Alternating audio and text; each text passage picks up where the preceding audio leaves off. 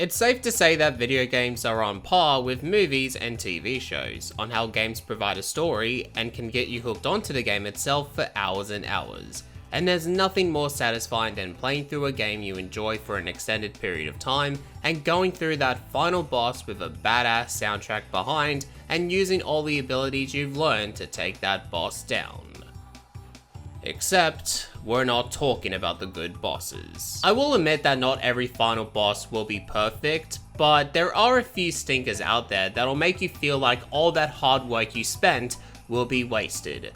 So here are my top 7 video games with disappointing final bosses. Keep in mind throughout the video, because we will be discussing the third act plots of these games, there will be potential spoilers. So, enter at your own risk. These final bosses I'll be discussing are based on my personal experience, so feel free to talk about your most disappointing final bosses in the comment section below. And with that being said, let's begin. Number 7, Colonel Autumn from Fallout 3.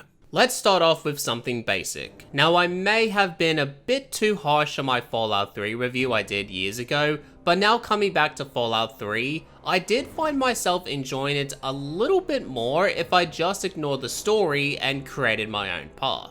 But eventually, I had to fully complete the game, and seeing Colonel Autumn as the final boss of Fallout 3 was so underwhelming.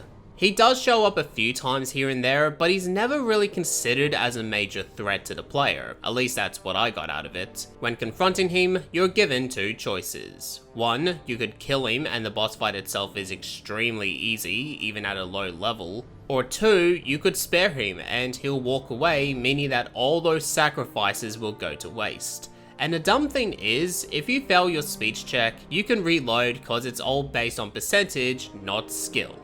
I understand that Bethesda was trying to approach the same method like the Master in Fallout 1 and Frank Horrigan in Fallout 2, but this was just a poor attempt and for me, really dragged my excitement for finishing Fallout 3 all the way down. Number 6, Yzma from the Emperor's New Groove. Time for some PlayStation 1 content, because the PS1 is filled with so many classics that have really cemented the PlayStation 1 into one of the most recognizable consoles of all time. One of those PS1 games I remember coming back to towards the end of the year 2022 was the Emperor's New Groove. And it's up there as one of my childhood classics, but even then, I never really got the chance to know what the final boss was.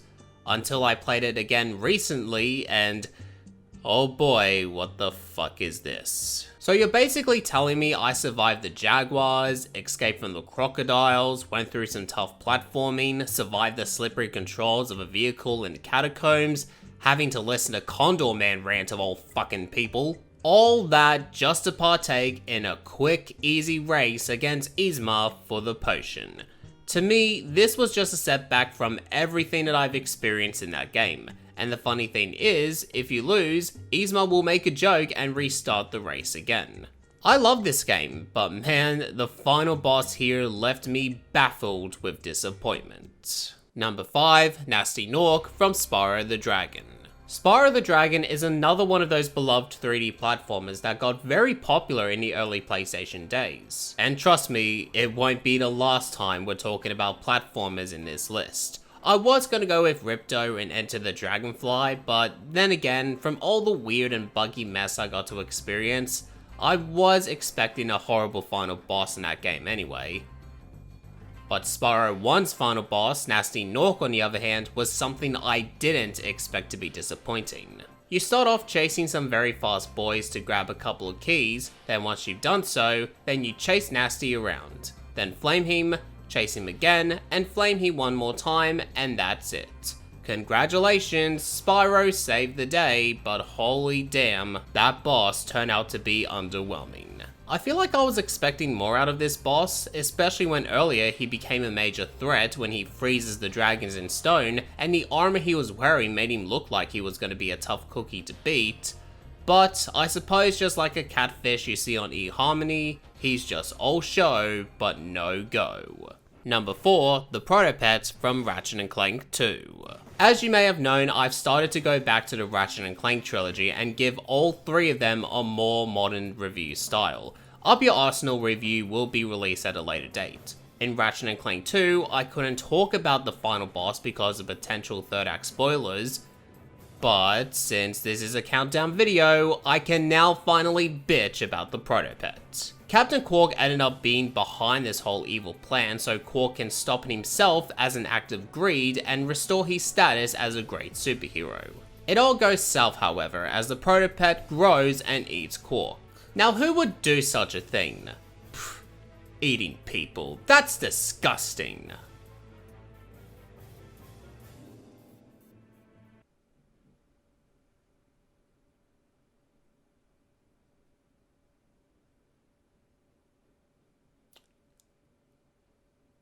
And going toe-to-toe with the Protopet, it does seem intimidating, but he can become easy to defeat when using the upgraded bouncer and the mini turrets. Again, I think I was expecting a lot more out of this one, and this was a pretty straightforward battle compared to Drek and Nefarious' final boss fights. Overall, it's an easy final boss, but it did end up being disappointing for me due to how tough it was to beat the Thugs for Less leader earlier, but here, it's just a piece of cake. And now I feel like some cake. Thanks, Protopet. Number 3, Navarro from Uncharted 1. Let's talk about some Uncharted. It's another series that Naughty Dog developed and once again, being the absolute beast that they are, had major success with this series. But I will add that their final bosses always seem to be lacking, which is a bit strange if you ask me. I was tossing up between Uncharted 1 and 2's final boss, but I opted to side with Uncharted 1's boss, Navarro. While the second installment's boss was challenging to say the least, the first game's final boss is just a joke. In Chapter 22, Showdown, you go through wave after wave of generic enemies while the main villain starts mocking you with cheap one-hit kills. And once you make it to him, all you do is avoid his shotguns while hiding, perform a few button mashing, and yeah, that's pretty much it. Are you fucking kidding me? What's worse is that Navarro wasn't built up well to be a final boss. If anything, he was just a lackey following orders. Gabriel Roman should have been that final boss because at least he was presented as such. Uncharted 1 to me started off very well and it was a shame to see it end with a final boss that lacked momentum. Number 2, the Joker from Batman Arkham Asylum. I'm just gonna say it, Batman is my favorite comic superhero. Spider-Man is amazing, no pun intended, but there's something special about the Dark Knight himself. And while the early video games about Batman didn't go exactly to plan, but the Arkham series is what made Batman video games skyrocketed to greatness. Arkham Asylum is a great video game with its fun combat and great storytelling in what feels like it was taken from a comic book, but it unfortunately has a terrible final boss. Joker turns himself into a giant titan-like creature and it's just the same typical boss as you would expect from the first boss in any video game. Avoid his attack, wait for an opening to strike, then he sends his henchmen out to do his dirty work. You do this 3 times and that's all, folks. A generic, average, and somewhat lazy final boss. And while later Batman Arkham games bosses have gotten better as time went on, but holy damn, this one was just a filthy, yucky, and smelly mess. And I can't believe I actually talked about Titan Joker without vomiting this time around. I mean, it's an early Christmas miracle. So I suppose with all that said, here is the number 1. Oh god, I spoke too soon. And number 1, Cortex from Crash Bandicoot 2. Okay, so time to rip out my childhood heart and stomp it onto the ground, filling it with nothing but pain and misery.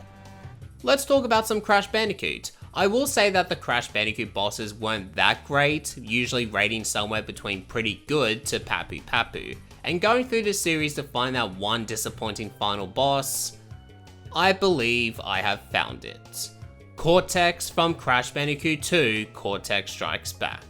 It's very strange to me that you go through all the other bosses that seems more tougher as you go along, but with Cortex however, you chase him in outer space, spin attack him 3 times and you win. Why is this my number 1 most disappointing final boss, you may ask? Well, as a child playing this game, I didn't know how to save video games, so I was always pondering on what the final boss would be like. Until later on in my lifespan, I finally checked it out and I could not believe just how ridiculous it was.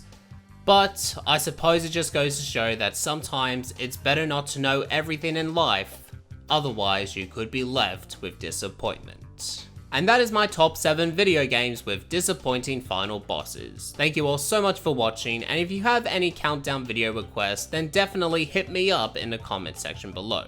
And while you're at it, make sure to leave a like, share the video, and subscribe to the channel if you are new. And as always, my name is Justin Hurst, telling you to keep calm and keep playing video games.